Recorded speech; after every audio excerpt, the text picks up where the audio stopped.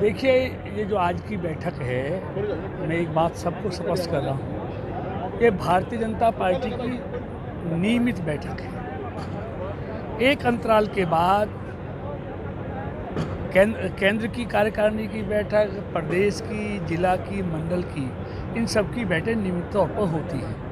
तो आज की जगाधरी की प्रदेश कार्य समिति की बैठक भी उसी परिदृश्य में हो रही है, वो नियमित बैठक के तौर पर हो रही है। लेकिन हर मीटिंग में अलग अलग एजेंडा होता है। अब जो एजेंडा होगा वो आपके सामने आ जाएगा। सर, ये कहा जा रहा है कि जो 2024 के चुनाव हैं उसको लेकर जो योजनाएं अब तक केंद्र सरकार ने चलाई हैं वो जनता तक कैसे पहुंचे?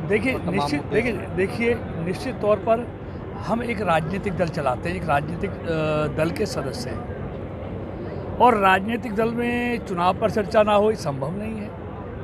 इसलिए राजनीतिक चर्चा भी होगी और चुनावों पर चर्चा भी होगी, क्योंकि लोकसभा विधानसभा के चुनाव अब बहुत निकट हैं। तो उन सब पर चर्चा होगी, भावी रोड मैप तैयार किया जाएगा, भावी कार्यक्रम तय किए जाएंगे, और हम इस बार से निश्चय रहते हैं कि हम उस दल के कार्यकर्ता हैं जिस दल का कार्यकर्ता 24 घंटे चुनावी मोड में रहता है। पूरे 5 साल 365 दिन चुनाव के मोड में रहता है। तो चुनाव कभी भी आ जाए, हमारा कार्यकर्ता तैयार है, और हमारे पास देश में भी और प्रदेश में भी एक मजबूत और ईमानदार नेतृत्व हमारे पास है, और काम करने वाला, सुशासन देने वाला, विकास करने वाला नेतृत्व हमारे पास है। विरोधियों के पास ना ईमानदार नेतृत्व है, अतीत का जो दागदार और कलंकित नेतृत्व उनके पास है, अतीत में किए हुए घोटाले, भ्रष्टाचार उनके पास हैं। हमारे पास साफ सुथरी सरकार, साफ सुथरी छवि के नेता और ईमानदार नेता भारतीय जनता पार्टी के पास है। पहलवानों के मुद्दे तक अभी तक कोई स्टैंड नहीं लिया गया, क्यों नहीं बातचीत की जा रही? देखिए, पहलवानों के मुद्दे में आप देखिए, सुप्रीम कोर्ट में केस है, सुप्रीम कोर्ट में कमेटी बन गई है, एफआईआर उनकी दर्ज हो गई है, जांच उसकी हो रही है। पहलवानों के प्रति ऐसा कोई व्यक्ति नहीं है, कोई दल नहीं तो उनके प्रति हमदर्दी है। इसलिए उस पर उसकी इंतज़ार करना चाहिए, उस कमेटी के निर्णय का, और जो जांच चल रही है उसका इंतज़ार करना चाहिए। मोदी जी की सरकार में कोई भी व्यक्ति अगर उसने गलत काम किया तो बच नहीं सकता, और साफ आदमी के लिए, ईमानदार आदमी के लिए वहाँ कोई परेशानी नहीं है। 3 महीने बाद ये बैठक होती है, और यमुनानगर में जो है दशकों बाद मौका मिला है कि ये बैठक की जा रही है, ऐसा क्यों है? मतलब नहीं, देखिए आपने अगर 10 वर्ष के बाद तो कह सकते हो, 10 को बाद नहीं कह सकते हो।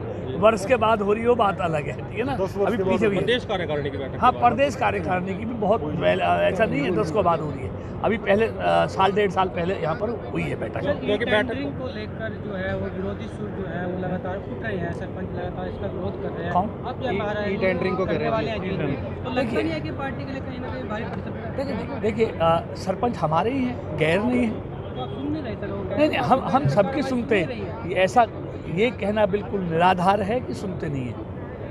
भारतीय जनता पार्टी की सरकार है, उनका नेतृत्व सबकी बात सुनता है, लेकिन वो सारे सिस्टम को ट्रांसपेरेंट कर रहे हैं। जब डीबीटी किया तो क्या हुआ? 2,22,000 करोड़ का फायदा हुआ है देश को। तो किसका फायदा है वो? ऑनलाइन से किसको फायदा हुआ है? तो हर चीज़ में ट्रांसपेरेंसी आनी चाहिए। ये मोदी सरकार का, मनोहर सरकार का ये बिल्कुल अटूट विश्वास है कि हम हर काम में ईमानदारी लाएंगे। जो विरोध कर रहे हैं वो क्या? देखिए, हम कभी नहीं कहते उनकी। देखिए, आज कहाँ विरोध है, बहुत समय के साथ। देखिए, आप पास जीएसटी का भी बहुत विरोध हुआ था। आज कोई जीएसटी का विरोध कर रहा है? सब तारीफ कर रहे हैं, सब तारीफ करें ना। देखिए, टेंडर में किसको परेशानी है? टेंडर नहीं, मैं बताऊँ क्यों परेशानी है किसी को। अब वो कह रहे हैं कि जो हमारे हक थे वो हमें नहीं दिए। देखिए, अब सारा हक पहली मनोहर जी की सरकार है, जिसने सारी ताकत पंचायतों को दे दी है। वही एस्टीमेट बनाएंगे, वही पास करेंगे, वही पेमेंट करेंगे, सब कुछ उन्होंने ही करना है। सिर्फ ये होगा टेंडर से, और उससे उनके लिए भी अच्छा है। जो उन पर आरोप प्रत्यारोप लगते हैं वो नहीं लगेंगे, ट्रांसपेरेंसी आ जाएगी। तो सरकार बनाने में सफल क्यों नहीं हो पाएगा? नहीं, मन गए। आप देखिए, मैक्सिमम लोग मन गए। कहाँ विरोध है? कहीं विरोध है, वो भी समझ जाएंगे, अपने भाई हैं वो, गैर नहीं है, हमारे भाई हैं वो। हम उनको समझा लेंगे या वो हमको समझा लेंगे। सर भाजपा अनुशासन की बात करती है, मर्यादा की बात करती है। अभी सिरसा में जो जनसंवाद कार्यक्रम हुआ उसमें जिस प्रकार से सीएम साहब द्वारा कहा गया कि जैसे उठाओ पीटो, कहाँ तक सही है इस प्रकार की? नहीं, ऐसा ये हमारे सीएम साहब इस प्रवृत्ति के आदमी नहीं है। वो बिल्कुल सन्यासी आदमी हैं, लेकिन ऐसा मुझे लगता कि ऐसा उन्होंने कहा होगा। कहा है सर? नहीं, मुझे नहीं लगता ऐसा कहा होगा। सभी राजनीतिक दलों का जो है अभी केंद्र बिंदु यमुनानगर की बना हुआ है। हुड्डा हो, चौटाला हो, बीजेपी के भी लगातार मुख्यमंत्री हो या तमाम नेता हो यहाँ पर दौरा कर रहे हैं, ऐसा क्यों है? हमारा केंद्र बिंदु पूरा हरियाणा है। ये सभी राजनीतिक दलों की हम तो एक हरियाणवी एक इस सिद्धांत पर चलने वाले लोग हैं, सबका साथ सबका विकास। और इस कार्य समिति को लेकर, कार्य समिति तो प्रदेश के अलग अलग हिस्सों में समय समय पर होती है, हर हिस्से में होती है। हमारे लिए तो पूरा हरियाणा एक है। और जो ये परिवारवाद, क्षेत्रवाद, दूसरावाद, ये दूसरे दल करते होंगे, भारतीय जनता पार्टी नहीं करती।